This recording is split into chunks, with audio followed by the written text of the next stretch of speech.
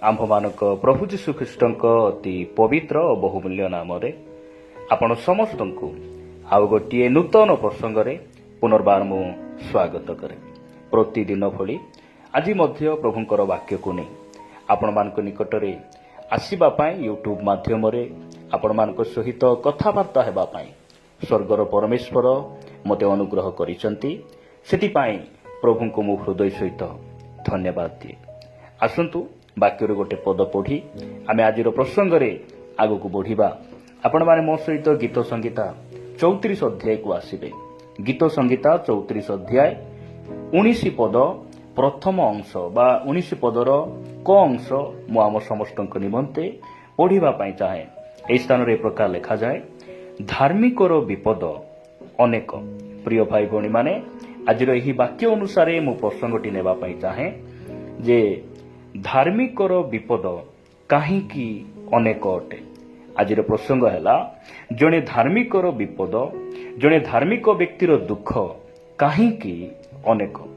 ଏହି ପ୍ରସଙ୍ଗରେ ମୁଁ ପ୍ରଭୁଙ୍କ ବାକ୍ୟରୁ ଆପଣମାନଙ୍କ ନିକଟରେ 7ଟି ବିଷୟ ରଖିବା ପାଇଁ ଚାହେଁ, ଯଦ୍ୱାରା ଆମେ ଜାଣିପାରିବା ଯେ ଆମେ ଧାର୍ମିକ ହେବା ସତ୍ତ୍ୱେ ମଧ୍ୟ, ଯୀଶୁଙ୍କୁ ବିଶ୍ୱାସ କଲା ପରେ ମଧ୍ୟ, ନମ୍ର ହେବା ପରେ ମଧ୍ୟ, ପରିବର୍ତ୍ତନ ହେବା ପରେ ମଧ୍ୟ, ଆମର ପାପକୁ ପରିତ୍ୟାଗ କରି ଆମେ ଧର୍ମ ଜୀବନ ଯାପନ କଲା ପରେ ମଧ୍ୟ ଆମ ଜୀବନରେ ଅନେକ ଦୁଃଖ କଷ୍ଟ କାହିଁକି ଆସେ, ଯଦ୍ୱାରା ଆମେ ଜାଣିପାରିବା ଯେ ଆମେ ଏହିସବୁ ଦୁଃଖ ସମସ୍ୟାର ସମ୍ମୁଖୀନ କାହିଁକି ହେବା ପାଇଁ ପଡ଼େ।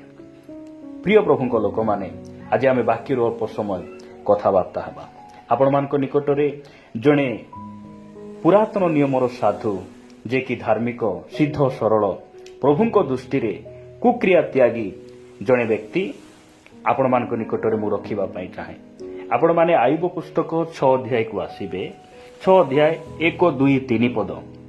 ଆୟୁବ ଏ ପ୍ରକାର କହନ୍ତି, ଏଥିରେ ଆୟୁବ ଉତ୍ତର କରି କହିଲା, ଆହା, ଯେବେ ମୋହର ଦୁଃଖ ତଉଲା ଯାଇଥାନ୍ତା ଓ ମୋହର ଦୁର୍ଗତି ତରାଜୁରେ ଏକତ୍ର ରଖାଯାଇଥାନ୍ତା, ତେବେ ତାହା ଏତେବେଳେ ସମୁଦ୍ର ବାଲିଠାରୁ ଭାରି ହୁଅନ୍ତା। ଏଣୁ ମୋହର ବାକ୍ୟ ଅବିବେଚନାଯୁକ୍ତ ହୋଇଅଛି। ପ୍ରିୟ ପ୍ରଭୁଙ୍କ ଲୋକମାନେ, ଏହି ଆୟୁବ କିଏ ଅଟନ୍ତି? ଯଦି ଆପଣମାନେ ଆୟୁବ ପୁସ୍ତକ 1 ଅଧ୍ୟାୟ 1 ପଦ ପଢ଼ିବେ, ଆୟୁବ ଯେମିତି ସିଦ୍ଧ ଥିଲେ, ସରଳ ଥିଲେ, ନମ୍ର ଥିଲେ, ଧାର୍ମିକ ଥିଲେ, ଆଉ ପରମେଶ୍ୱରଙ୍କୁ ଭୟ କରିବା ବ୍ୟକ୍ତି ଥିଲେ, ଆଉ କୁକ୍ରିୟାକୁ ତ୍ୟାଗ କରିବା ବ୍ୟକ୍ତି ଥିଲେ, ଆଉ ତାହାଙ୍କ ପରି ଧାର୍ମିକ, ସିଦ୍ଧ, ସରଳ ବ୍ୟକ୍ତି ପୃଥିବୀରେ କେହି ନଥିଲେ। ଏହି ସାର୍ଟିଫିକେଟ୍ ଆଉ ଏହି କଥା ମନୁଷ୍ୟମାନେ କହନ୍ତି ନାହିଁ। ସ୍ୱର୍ଗର ପରମେଶ୍ୱର ଆୟୁବଙ୍କ ବିଷୟରେ ସେ ସାର୍ଟିଫିକେଟ୍ ଦିଅନ୍ତି। ଆଉ ସେହି ଧାର୍ମିକ ବ୍ୟକ୍ତି, ସେହି ସିଦ୍ଧ ସରଳ ବ୍ୟକ୍ତି ସେ 6 ଅଧ୍ୟାୟରେ କହୁଛନ୍ତି ଯେ ମୋର ଦୁଃଖ ଯଦି ତରାଜୁରେ ରଖାଯାଇଥାନ୍ତା, ସମୁଦ୍ରର ବାଲିଠାରୁ ମଧ୍ୟ ଭାରି ହୋଇଥାନ୍ତା। ଅର୍ଥାତ୍ ସମୁଦ୍ରର ବାଲିଠାରୁ ମଧ୍ୟ ମୋର ଦୁଃଖ ଅଧିକ ଭୟଙ୍କର ଦୁଃଖ ଅଟେ। ଆୟୁବ ନିଜେ କହନ୍ତି। ପ୍ରିୟ ଭାଇ ଭଉଣୀମାନେ, ମୁଁ ଜାଣେ ଆଜି ପ୍ରଭୁଙ୍କୁ ପାଇଲା ପରେ ଆଜି ବି ଆମର ଖ୍ରୀଷ୍ଟିଆନ ସମାଜରେ ଅନେକ ଭାଇ ଭଉଣୀମାନେ ଦୁଃଖ, ଯାତନା, ସମସ୍ୟା ଦେଇ ଆମେ ଗତି କରୁଛୁ। କାହିଁକି? ଆୟୁବଙ୍କ ଜୀବନରେ ଏହିସବୁ ଦୁଃଖ ସମସ୍ୟା କେବଳ ଆସିଲା ତାହା ନୁହେଁ। ଆୟୁବଙ୍କୁ ସେହି ଦୁଃଖରୁ ଉଦ୍ଧାର କରିବା ପାଇଁ, ସେହି ସଙ୍କଟରୁ ଉଦ୍ଧାର କରିବା ପାଇଁ ଜଣେ ପରମେଶ୍ୱର ଯେ ଆୟୁବଙ୍କର ସେହି ସବୁ ଦୁଃଖକୁ ଦେଖୁଥିଲେ, ସେହି ପରମେଶ୍ୱର ଆପଣଙ୍କୁ ମୋତେ ବାଛିଛନ୍ତି, ଆଉ ସେହି ପରମେଶ୍ୱର ଆଜି ମଧ୍ୟ ସେ ବଞ୍ଚିଛନ୍ତି। ଏହିସବୁ ଦୁଃଖ ଜଣେ ଧାର୍ମିକ ଜୀବନରେ, ଜଣେ ଧାର୍ମିକ ବ୍ୟକ୍ତିଙ୍କ ପରିବାର ମଧ୍ୟରେ, ତାଙ୍କ ଜୀବନରେ କାହିଁକି ଘଟେ? ଯଦି ଆପଣମାନେ ପୁନର୍ବାର ସେହି ଗୀତ ସଂଗୀତା 34 ଅଧ୍ୟାୟକୁ ଆସିବେ, 34 ଅଧ୍ୟାୟ 19 ପଦର ଖ ଅଂଶରେ ଲେଖାଗଲା ବା ସମ୍ପୂର୍ଣ୍ଣ ପଦ ଆମେ ପଢ଼ିଲେ ବୁଝିପାରିବା। ଲେଖାଯାଏ, ଧାର୍ମିକର ବିପଦ ଅନେକ, ମାତ୍ର ସେ ସବୁରୁ ସଦାପ୍ରଭୁ ତାହାକୁ ଉଦ୍ଧାର କରନ୍ତି। ପ୍ରଭୁଙ୍କ ନାମର ଗୌରବ ହଉ। ଆମ ଜୀବନରେ ଧାର୍ମିକ ହେଲା ପରେ ମଧ୍ୟ ଦୁଃଖ କାହିଁକି ଆସେ? ଆମେ ଯେପରି ଆମର ଉଦ୍ଧାରକର୍ତ୍ତା ପରମେଶ୍ୱରକୁ ଜାଣିବା।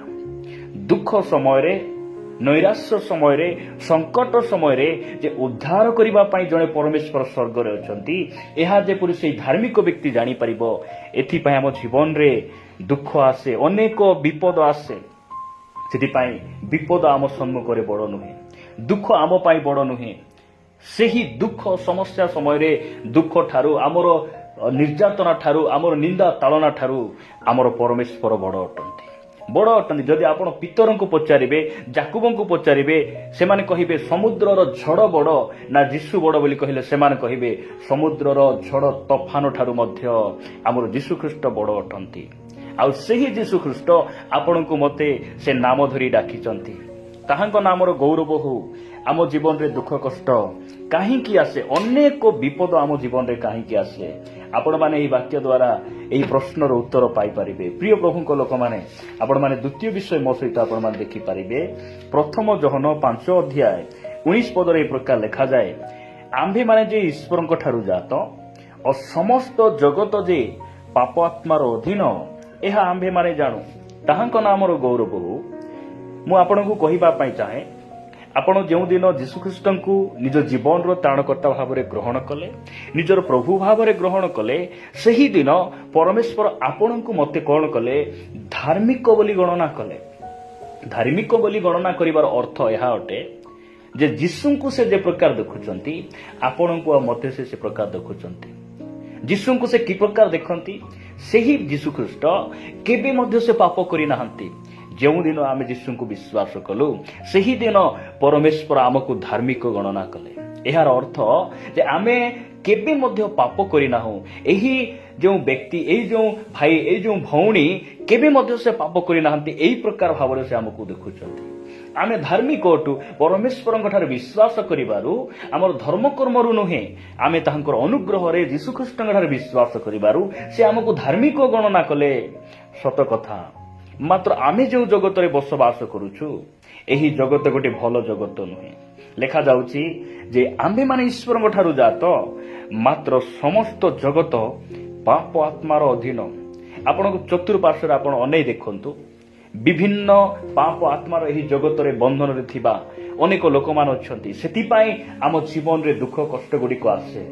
ସେମାନଙ୍କ ସହିତ ଆମେ କମ୍ପ୍ରମାଇଜ ହେଇପାରୁନଥିବାରୁ, ତାଙ୍କ ସହିତ ହାତ ମିଳାଉ ନଥିବାରୁ, ଆମେ ତାଙ୍କ ସହିତ ବସୁ ନଥିବାରୁ, ଉଠୁ ନଥିବାରୁ, ତାଙ୍କ ସହିତ ଆମେ ଖାଉ ନଥିବାରୁ ସେମାନେ ଆମକୁ ଦୁଃଖ ନିନ୍ଦା ଗୁଡ଼ିକ ଆଣନ୍ତି। ଆମ ଜୀବନରେ ବିଭିନ୍ନ ତାଳନା ଗୁଡ଼ିକ ଆଣନ୍ତି। ପ୍ରିୟ ଭାଇ ଭଉଣୀମାନେ, ପ୍ରଭୁ ଆମମାନଙ୍କୁ ଅନୁଗ୍ରହ କରନ୍ତୁ ଏସବୁ ବୁଝିବା ପାଇଁ। ମୁଁ ଆପଣମାନଙ୍କ ନିକଟରେ ତୃତୀୟ ବିଷୟ ରଖିବା ପାଇଁ ଚାହେଁ ଯେ ଆମ ଜୀବନରେ ଜଣେ ଧାର୍ମିକ, ଜଣେ ପବିତ୍ର ବ୍ୟକ୍ତିଙ୍କ ଜୀବନରେ ଦୁଃଖ କଷ୍ଟ କାହିଁକି ଆସେ?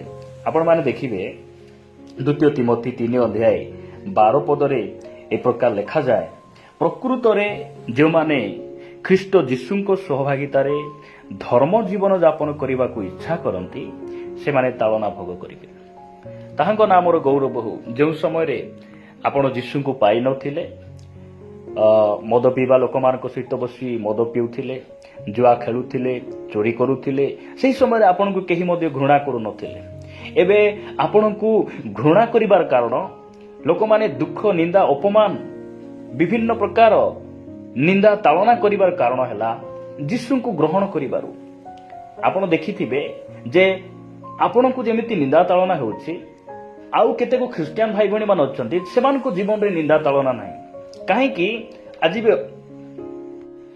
ଆଜି ବି ଅନେକ ଭାଇ ଭଉଣୀ ମାନେ ଅଛନ୍ତି ଯେଉଁମାନେ କି ଖ୍ରୀଷ୍ଟିଆନ ବୋଲି କହନ୍ତି, ମୁଁ ପ୍ରଭୁଙ୍କର ଲୋକ ବୋଲି କହନ୍ତି, କିନ୍ତୁ ସେମାନେ ମଣ୍ଡଳୀରେ ଆସିଲେ ସେମାନେ ପ୍ରଭୁଙ୍କ ଲୋକ ପରି ହୋଇଯାଆନ୍ତି। ସେମାନେ ମଣ୍ଡଳୀ ବାହାରେ ଗଲେ ସେମାନେ ବିଜାତି ଲୋକମାନଙ୍କ ସହିତ ମଧ୍ୟ ସେମାନେ କମ୍ପ୍ରମାଇଜ କରନ୍ତି। ଯେ ପ୍ରକାର ଆମେ କହୁ, ଯେଉଁ ଆଡ଼େ ବର୍ଷା ହେଲେ ସେ ଆଡ଼େ ଛତା ଦେଖାଇବେ ଲୋକମାନେ, ଠିକ୍ ସେହି ପ୍ରକାର ଅନେକ ଭାଇ ଭଉଣୀ ମାନେ ଅଛନ୍ତି ଯେଉଁମାନେ କି ଡବଲ ଷ୍ଟାଣ୍ଡାର୍ଡ ଲାଇଫ୍ ସେମାନେ ବଞ୍ଚନ୍ତି। ମଣ୍ଡଳୀରେ ଆସିଲେ ପ୍ରଭୁଙ୍କ ଲୋକ ପରି, ମଣ୍ଡଳୀ ବାହାରେ ଗଲେ ସେମାନେ ବିଭିନ୍ନ ପ୍ରକାର ବିଜାତି ଲୋକମାନଙ୍କ ସହିତ ସେମାନେ କ'ଣ କରନ୍ତି? ମିଳାମିଶା କରନ୍ତି। ଆଉ ଏହି ପ୍ରକାର ଭାଇ ଭଉଣୀମାନଙ୍କ ଜୀବନରେ ନିନ୍ଦା ତାଳନା ଆସେ ନାହିଁ, ଦୁଃଖ କଷ୍ଟ ଆସେ ନାହିଁ। ମାତ୍ର ବାଇବେଲ କ'ଣ କହେ? ପ୍ରକୃତରେ ଯେଉଁମାନେ ଖ୍ରୀଷ୍ଟ ଯୀଶୁଙ୍କ ସହଭାଗିତାରେ ଧର୍ମ ଜୀବନ ଯାପନ କରିବା ପାଇଁ ଇଚ୍ଛା କରନ୍ତି, ସେମାନେ ତାଳନା ଭୋଗ କରିବେ। ଆମେ କାହିଁକି ଆମର ଜୀବନରେ ଦୁଃଖ ଆସୁଛି? କାରଣ ଆମେ ଖ୍ରୀଷ୍ଟଙ୍କର ଅନୁଗମନ କରୁଛୁ। ଖ୍ରୀଷ୍ଟ ଯେଉଁ ସମୟରେ ଏହି ପୃଥିବୀ ପୃଷ୍ଠରେ ଥିଲେ, ସେ ଯେଉଁ ପଥରେ ଚାଲିଲେ, ଆମ୍ଭେ ମଧ୍ୟ ସେହି ପଥରେ ଚାଲୁଛୁ। ସେଥିପାଇଁ ଆମ ଜୀବନରେ ଅନେକ ଦୁଃଖ କଷ୍ଟ ଆସେ ପ୍ରିୟ ପ୍ରଭୁଙ୍କ ଲୋକମାନେ। ମୁଁ ଆପଣମାନଙ୍କ ନିକଟରେ ଚତୁର୍ଥ ବିଷୟ ରଖିବା ପାଇଁ ଚାହେଁ। ଚତୁର୍ଥ ବିଷୟ ଆପଣମାନେ ମୋ ସହିତ ଦେଖିପାରିବେ ପ୍ରଥମ ଥେସଲୋନିକୀୟ 3 ଅଧ୍ୟାୟ। ପ୍ରଥମ ଥେସଲୋନିକୀୟ 3 ଅଧ୍ୟାୟ 3 ଆଉ 4 ପଦ ମୁଁ ଆପଣମାନଙ୍କ ନିମନ୍ତେ ପଢ଼ିବା ପାଇଁ ଚାହେଁ। ଲେଖାଯାଏ, ଯେପରି କେହି ଏହି ସମସ୍ତ କ୍ଲେଶ ମଧ୍ୟରେ ବିଚଳିତ ନ ହୁଏ। ମୁଁ ଆପଣଙ୍କୁ କହିବା ପାଇଁ ଚାହେଁ, ଆପଣ ହେଇପାରେ ଆପଣ ରୋଗରେ ଅଛନ୍ତି, ଆପଣଙ୍କ ରୋଗ ସୁସ୍ଥ ହେଉନାହିଁ, ଆପଣ ଋଣରେ ଅଛନ୍ତି, ଆପଣ ଅଭାବରେ ଅଛନ୍ତି, ଆପଣଙ୍କ ଗାଁ ଲୋକ ଆପଣଙ୍କୁ ନିନ୍ଦା ତଳନା କରୁଛନ୍ତି, ଆପଣ ଭୟରେ ଥାଇପାରନ୍ତି, ମୃତ୍ୟୁର ଭୟରେ, ରୋଗର ଭୟରେ ଆପଣ ଥାଇପାରନ୍ତି।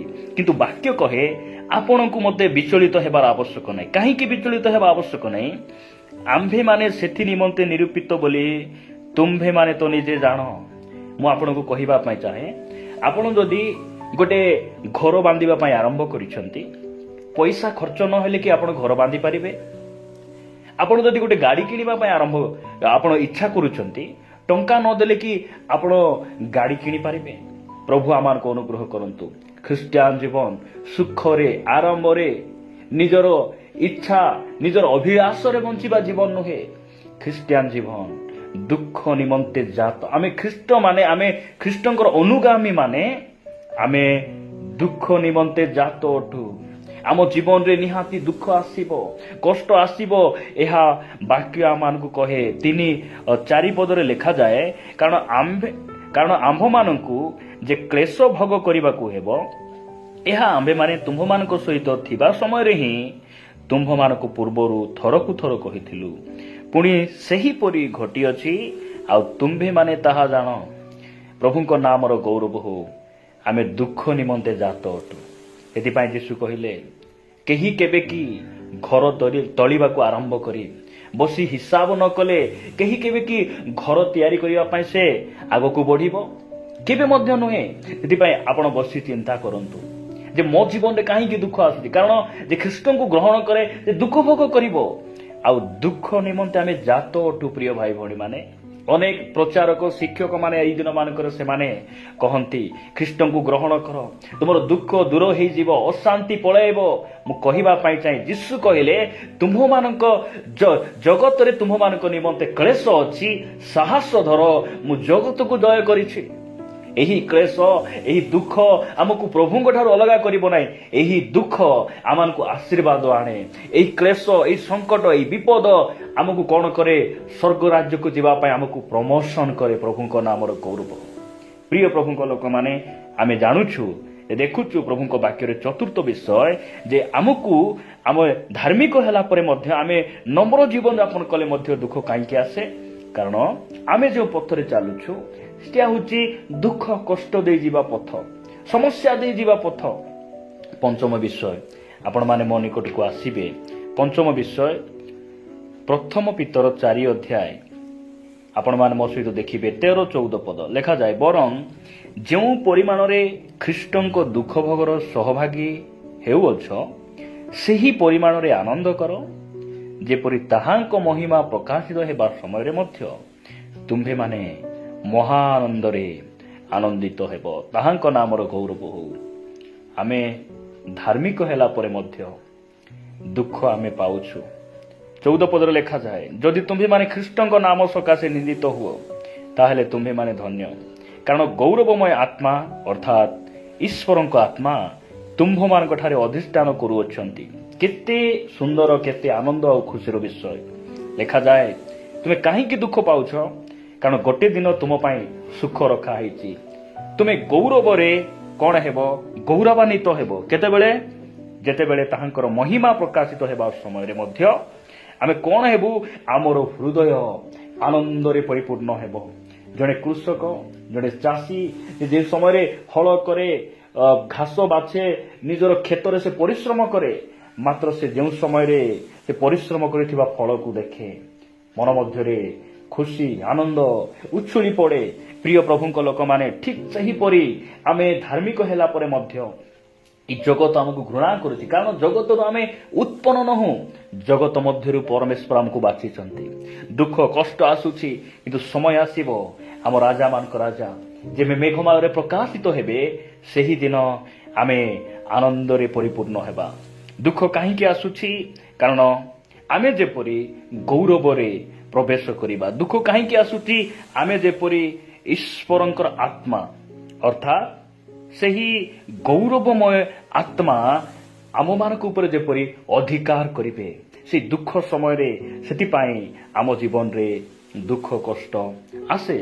ଆମେ ଷଷ୍ଠ ବିଷୟ ଦେଖିବା। ଏବ୍ରୀ ପୁସ୍ତକ 5 ଅଧ୍ୟାୟ 8 ଆଉ 9 ପଦରେ ଲେଖାଯାଏ, ପୁତ୍ର ହେଲେ ହେଁ ଦୁଃଖ ଭୋଗ ଦ୍ୱାରା ଆଜ୍ଞାବହତା ଶିକ୍ଷା କଲେ।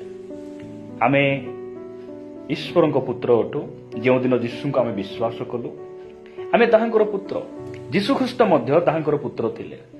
କାହିଁକି ସେ ଦୁଃଖ କଷ୍ଟ ସେ ସହିଲେ? ଲେଖାଯାଏ, ସେ ଦୁଃଖ ଭୋଗ ଦ୍ୱାରା ଆଜ୍ଞାବହତା ଶିକ୍ଷା କଲେ। ଆମ ଜୀବନରେ ରୋଗ କାହିଁକି ଆସେ? ଆମେ ଯେପରି ଆମର ଆରୋଗ୍ୟକାରୀ ପ୍ରଭୁଙ୍କୁ ଦେଖୁ। ଆମ ଜୀବନରେ ଦୁଃଖ କାହିଁକି ଆସେ? ଆମେ ମଣ୍ଡଳୀକୁ ଛାଡ଼ି ପଳାଇବା ପାଇଁ ନାହିଁ। ପ୍ରିୟ ପ୍ରଭୁଙ୍କ ଲୋକମାନେ, ଅନେକ ଭାଇ ଭଉଣୀମାନେ ନିଜର ସମସ୍ୟାକୁ ନେଇ ଆସନ୍ତି। ସେମାନେ ସମାଧାନ ହେଲେ ମଧ୍ୟ ମଣ୍ଡଳୀକୁ ଛାଡ଼ି ଦିଅନ୍ତି। ଆଉ ସମାଧାନ ନ ହେଲେ ମଧ୍ୟ ସେମାନେ ମଣ୍ଡଳୀକୁ ଛାଡ଼ି ପ୍ରଭୁଙ୍କୁ ଛାଡ଼ି କୌଣସି ଗୁଣିଆ, କୌଣସି ଗୁଣି ଗାରେଡି, କୌଣସି ମେଡିକାଲ ଏହି ପ୍ରକାର ସ୍ଥାନମାନଙ୍କର ସେମାନେ ପଳାଇ ଯାଆନ୍ତି। କିନ୍ତୁ ବାକ୍ୟ କହେ ଦୁଃଖ କାହିଁକି ଆମ ଜୀବନରେ ଆସେ? ଆମେ ଆହୁରି ଯେପରି ଆମେ ପ୍ରଭୁଙ୍କର ନିକଟବର୍ତ୍ତୀ ହେବା, ଆହୁରି ତାଙ୍କର ଆଜ୍ଞାକୁ ପାଳନ କରିବାଟା ଶିଖିବା, ତାହାଙ୍କର ଆଜ୍ଞାବହ ହେବା। ସେଥିପାଇଁ ଆମ ଜୀବନରେ ଦୁଃଖ କଷ୍ଟ ଗୁଡ଼ିକ ଆସେ। 9 ପଦରେ ଲେଖାଯାଏ, ପୁଣି ସିଦ୍ଧ ହୋଇ ଆମେ ଯେପରି ସିଦ୍ଧ ହେବା, ସିଦ୍ଧ ହୋଇ ନିଜ ଆଜ୍ଞାକାରୀମାନଙ୍କ ପ୍ରତି ଲେଖାଯାଏ, ନିଜ ଆଜ୍ଞାକାରୀମାନଙ୍କ ପ୍ରତି ଅନନ୍ତ ପରିତ୍ରାଣର କାରଣ ସ୍ୱରୂପ ହେଲେ। ଯୀଶୁଖ୍ରୀଷ୍ଟ ଅନେକଙ୍କର ପରିତ୍ରାଣ କାରଣ ହେଲେ। କାହିଁକି? ଦୁଃଖ କଷ୍ଟ ସମୟରେ ସେ ଆଜ୍ଞାବହତା ଶିକ୍ଷା କଲେ। ଆମେ ଯେପରି ପ୍ରଭୁଙ୍କର ବାକ୍ୟ ପାଳନକାରୀ ହେବା, ଆଜ୍ଞାବହ ସନ୍ତାନ ହେବା, ସେଥିପାଇଁ ଆମ ଜୀବନରେ ଦୁଃଖ ଆସେ। ପ୍ରଭୁଙ୍କ ନାମର ଗୌରବ ହଉ। ମୁଁ ଆପଣମାନଙ୍କ ନିକଟରେ ସପ୍ତମ ବିଷୟ ଏବଂ ଶେଷ ବିଷୟ ରଖିବା ପାଇଁ ଚାହେଁ।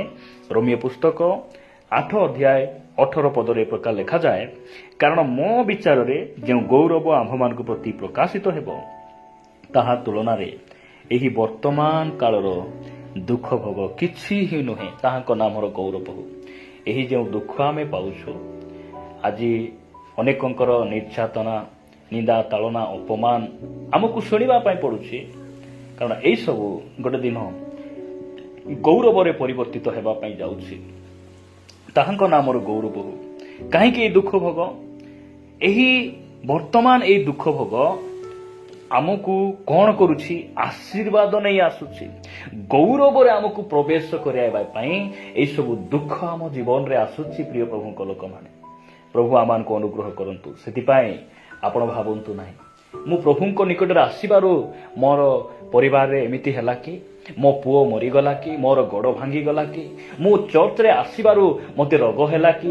କେବେ ନୁହେଁ। ଏହି ରୋଗ, ଏହି ଦୁଃଖ ଆମକୁ ଅଭିଶାପ ଆଣି ନପାରେ। ଆମ ଜୀବନରେ ଆଶୀର୍ବାଦ ନେଇକିନା ଆସେ, ଆମ ଜୀବନରେ ଅନୁଗ୍ରହ ନେଇ ଆସେ। ପାଉଲଙ୍କ ଜୀବନରେ ଯେଉଁ ରୋଗ ଥିଲା, ସେଇ ରୋଗ ପାଉଲଙ୍କୁ କ'ଣ କଲା ନାହିଁ? ମାରିପାରିଲା ନାହିଁ, ପ୍ରଭୁଙ୍କ ଠାରୁ ଅଲଗା କରିପାରିଲା ନାହିଁ। ସେଇ ରୋଗ ପାଉଲଙ୍କୁ ଆହୁରି ନମ୍ର କରିଦେଲା, ତାଙ୍କର ଗର୍ଭର ଆତ୍ମାକୁ ବାହାର କରିଦେଲା। ପ୍ରିୟ ପ୍ରଭୁଙ୍କ ଲୋକମାନେ, ପ୍ରଭୁ ଆମମାନଙ୍କୁ ଅନୁଗ୍ରହ କରନ୍ତୁ। ଏହି 7ଟି ବିଷୟ ଆମେ ନିଜର କରିବା, ଏହି ବାକ୍ୟକୁ ଆମେ ଗ୍ରହଣ କରିବା, ଯଦ୍ୱାରା ଦୁଃଖ କଷ୍ଟ ସମୟରେ ଆମେ ପ୍ରଭୁଙ୍କ ଠାରେ ଆନନ୍ଦ କରିପାରିବା।